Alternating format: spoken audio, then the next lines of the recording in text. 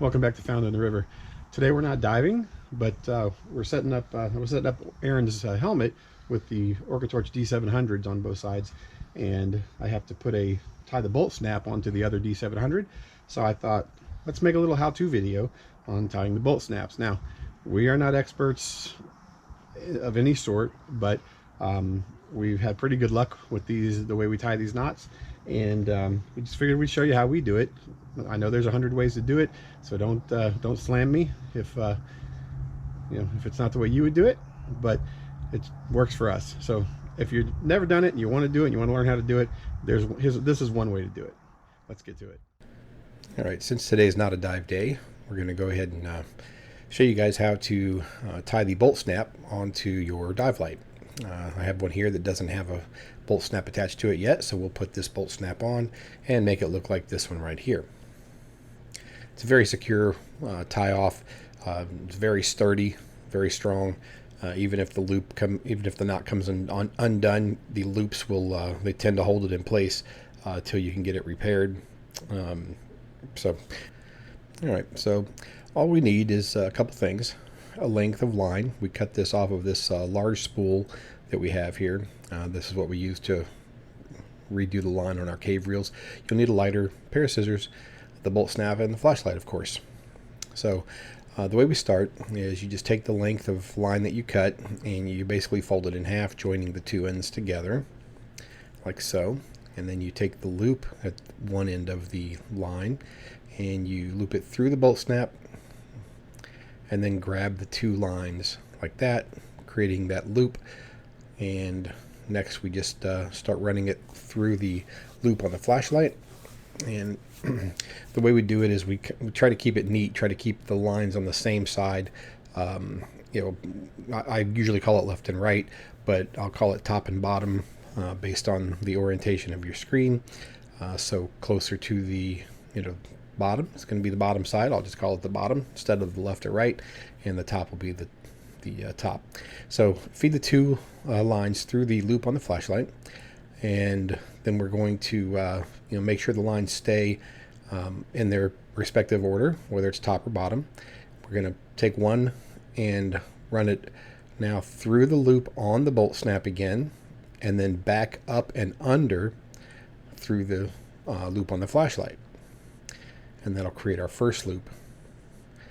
And we want to make sure we keep the lines in order. In other words, we don't want it to move over to the other side of the original loop. So let's go ahead and do the top side now. We'll bring it under, and then we're going to bring both of them up and through the flashlight again. Through the loop on the flashlight, I should say. All right, if I can get my big sausage fingers in here, we'll take care of that. And working on the table here, trying to get the camera, believe me, it's a lot easier than I'm making it look. So once we get that loop done, you'll see there's now the original loop and then the two that we just made, one on the top, one on the bottom. And then we're going to repeat that process one more time, and then we'll have two and then three. All right, so now we've got two complete loops, and we'll do a third one. So this is the bottom line because it's towards the bottom of your screen, and of course this one is the top. So I just want to keep that reference point so you guys know what I'm talking about. So I'll push the bottom through the eyelet of the bolt snap again, and then let me see if you can see this. I don't know how well you can see it, but I'll pull it through the eyelet on the flashlight, and that gives us our third loop on the bottom side. And now we're going to do the same thing on the top side. Pull it tight, take out that slack, push it through, and we got a little slack there, so I'll straighten those lines out, making sure they're on the correct side of each other. And then we'll push it back through the flashlight,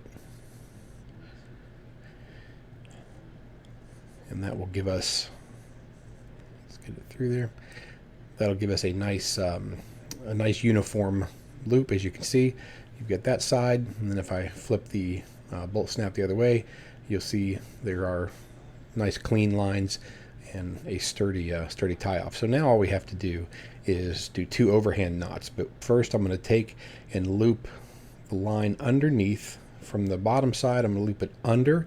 From the top side, I'm going to loop it under the opposite direction. Almost like you're going to tie your shoes. It's that cross that you get on the back side. If I flip this up, you can kind of see that I'm just crossing the lines. I'm going to flip the bolt snap back down.